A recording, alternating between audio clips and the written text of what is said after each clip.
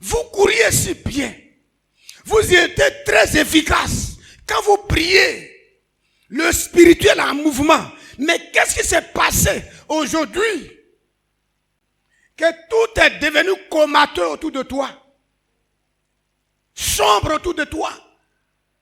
Où tu as laissé ta connexion avec le Seigneur. Où tu as laissé ta communion à cause du Seigneur, avec le Seigneur. Qui t'a menti? Qui t'a dit quoi que ce soit? Qui t'a frustré? Alléluia. Gloire à Jésus. Serviteurs de Dieu, lèvons-nous. Servants de Dieu, lèvons-nous. Car c'est un piège. Car c'est un piège. Cette fatigue, cet assoupissement, ces raisonnements ne viennent pas de celui qui nous a appelés à lui. Gloire à Jésus. Gloire à Jésus. Cette influence vient du diable. Alléluia. Non. Moi, je ne vais plus dans l'église. Eux disent que là-bas, leur doctrine bien, c'est un homme ne doit pas marier 2 femmes. Or, sur les réseaux sociaux, partout, les grands hommes de Dieu disent qu'on peut marier 2, 3 femmes. Moi, je quitte l'église. C'est un enseignement du diable. Alléluia. C'est un enseignement du diable. Ceux qui disent ça, ce sont des envoyés du diable. Alléluia.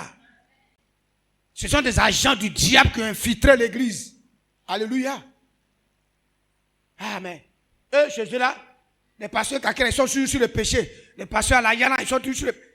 Mais où je suis parti, on dit que je peux même boire, je peux même avoir 2, 3 femmes. Alléluia. Même nos responsables, il y en a même, ils ont enceinté les filles de chorale. Alléluia. C'est une église du diable. Ça peut arriver, mais on doit condamner ça. On ne doit pas encourager ça. Nous sommes tous des hommes. Ça peut arriver. Mais acclamer ça, c'est que c'est le diable qui est là-bas. Gloire à Jésus. Gloire à Jésus. Relevons-nous, car c'est un piège. Ça ne vient pas de Dieu. Parce qu'ils ont indexé ton péché, tu ne viens plus à l'église. On va appuyer dessus toujours.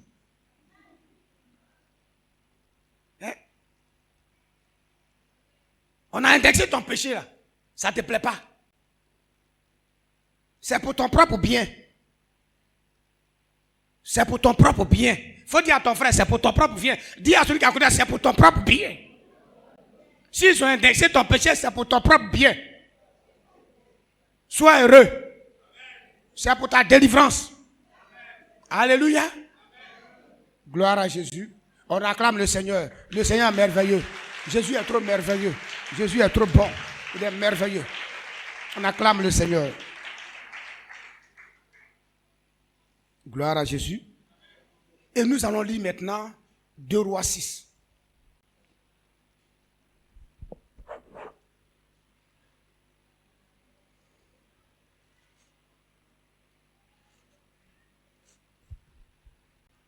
Deux Rois 6, à partir du verset 8 à 13.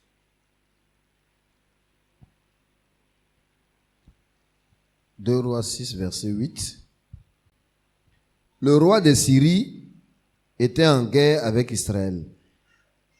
Et dans un conseil qu'il tint avec ses serviteurs, il dit, « Mon camp sera dans un tel lieu. » Mais l'homme de Dieu fit dire au roi d'Israël, « Garde-toi de passer dans ce lieu, car les Syriens y descendent. » Et le roi d'Israël envoya des gens pour s'y tenir en observation, vers le lieu que lui avait mentionné et signalé l'homme de Dieu. Cela arriva non pas une fois, ni 2 fois. Le roi de Syrie en eut le cœur agité. Il appela ses serviteurs et leur dit, « Ne voulez-vous pas me déclarer lequel de vous est pour le roi d'Israël ?» L'un de ses serviteurs répondit, « Personne.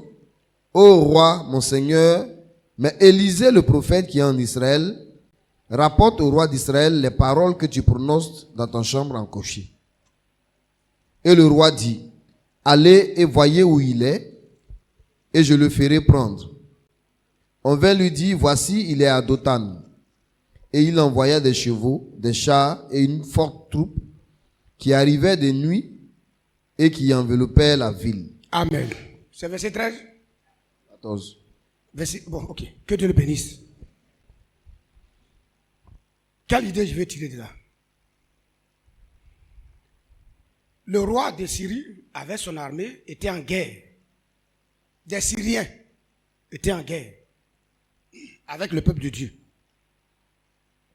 Quand il fait un plan, quand il tend un piège, quand il fait un projet d'attaque, après quand il s'en va, le projet avorte. Il dit, bon, peut-être que ça, cette tactique-là, ils étaient là. Bon, on va chercher une autre stratégie. Ils prennent notre piège. Ils prennent notre stratégie. Après, c'est la même chose. Ça échoue. Plusieurs fois. Donc, il va réunir ses généraux. Les Mangou, les Doués et tout cela. Va définir. Vous là même là. Qui est avec les gens de là-bas là? Parce que je constate c'est que tout ce qu'on fait, ça échoue. Qu'on prenne stratégie pour mettre la main sur nos ennemis. Je sais qu'il y a quelqu'un parmi vous qui est un espion. Il y a un qui va dire, roi, vis éternellement. Personne parmi nous. Nous, on veut les capturer. On veut les traquer. On veut les mater. Comme disait l'autre. Mais, chez eux là-bas, ils ont quelqu'un qui est rempli du Saint-Esprit. Quelqu'un qui est conduit par le Saint-Esprit. Quelqu'un dont le trône de gloire connaît sa voix, habitué à sa voix. Quelqu'un dont les anges escortent chaque jour. Alléluia. Quelqu'un, quand il parle, Dieu agit. Même de son pays là-bas, il voit dans ta chambre à coucher tout ce que tu dis. Dieu lui révèle cela. Alléluia. Il a un problème. Il a un danger. Il a un obstacle pour notre victoire. Il dit, bon, ce qu'on va faire, aller de nuit, capturer-le, isoler-le. Là, nous allons pouvoir atteindre notre cible. Vous comprenez ce que je veux dire? J'ai dit que relève-toi, car c'est un piège. Parce que Satan sait que toi, ta présence, la présence de Dieu, est un bouclier pour plusieurs personnes. Alléluia.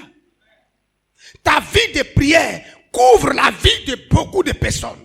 Et il ne peut pas travailler, il ne peut pas atteindre ces personnes. Mais qu'est-ce qu'il faut faire? Il faut t'isoler. Il faut créer des froufrous en toi et l'église. Il faut créer des conneries, des raisonnements pour te retirer de ta communion, de ta connexion avec Christ. Là, le terrain est libre. Alléluia. Il faut acclamer le Seigneur si tu es d'accord avec ça. Alléluia. Donc, il a dit que si, tant qu'Élisée sera là, on ne pourra pas. Il faut l'écarter. C'est comme toi. Tu es une couverture pour ta maison, ta vie de prière. Ta communion avec le Seigneur est une grâce qui se répand sur ta maison. Alléluia. Mais le diable sait, il veut travailler dans ta maison, il veut travailler contre ta maison, mais tu es là, tu es gênant, tu es un problème, tu es un obstacle. Mais qu'est-ce qu'il va faire? Vous couriez si bien, vous priez si bien, vous étiez zélés dans le Seigneur, vous aviez l'onction, votre prière était de tout feu, tout flamme. Mais qu'est-ce qui vous a animé? Qu'est-ce qui vous a amené à se refroidir? C'est l'œuvre du diable. C'est un piège. Gloire à Jésus. Tant que tu es là, il ne peut pas agir. Il veut t'isoler, t'éloigner de la présence de Dieu. Il a dit quoi dans Hébreux 10, verset 25? On va lire. C'est une grâce d'être conduit par l'Esprit de Dieu. C'est une bénédiction. La parole qui crée entre toi et ta femme, entre toi et ton père, c'est un piège. Si tu dors, il t'a eu. Oui, Hébreux 10, 25. Hébreux 10, 25.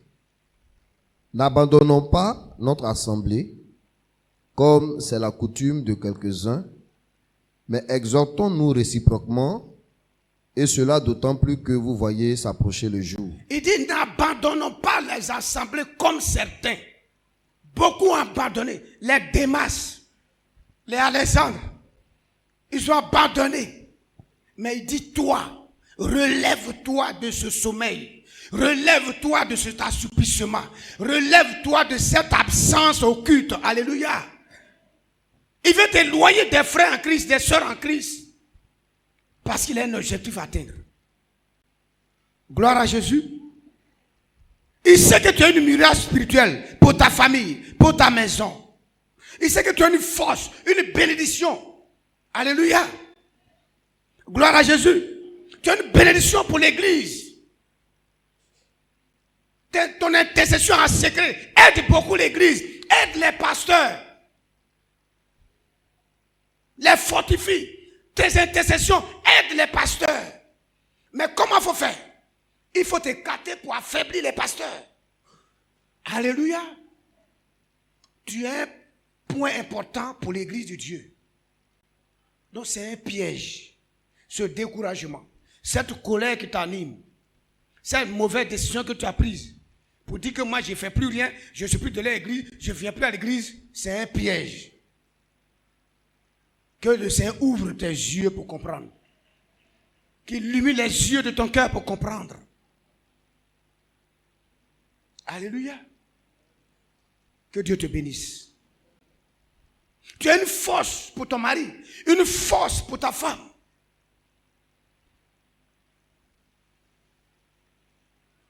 Gloire à Jésus.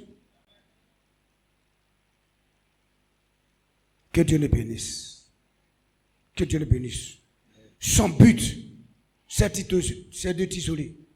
C'est détruire ta communion avec le Seigneur. C'est briser ton zèle.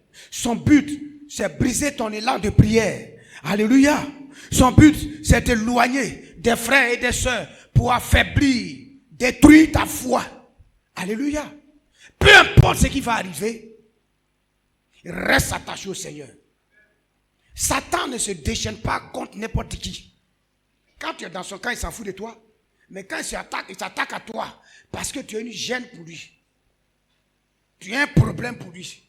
C'est quoi t'attaque? Il va passer par tous les moyens pour t'attaquer. Alléluia. Il n'attaque pas n'importe qui.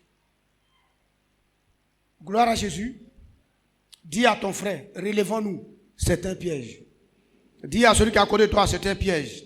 Il veut te déconnecter du trône de gloire. Alléluia. Tu peux rester à la maison. Tu peux faire ceci. Tu peux ne plus venir à l'église. Mais c'est un piège pour toi. Tu vois que c'est bon dans la chair, mais c'est un piège pour toi. Étouffer ton don. Étouffer la grâce qui est sur ta vie. Alléluia. Vous vous souvenez dans Exode 17. La Bible dit, quand Moïse élevait les mains, il y avait une victoire, une manifestation divine sur Josué et la troupe. Alléluia. C'est comme tu es un Moïse. Quand tu lèves tes mains, ce sont comme des ailes qui couvrent des personnes qui sont sous ton contrôle. Alléluia. C'est une protection.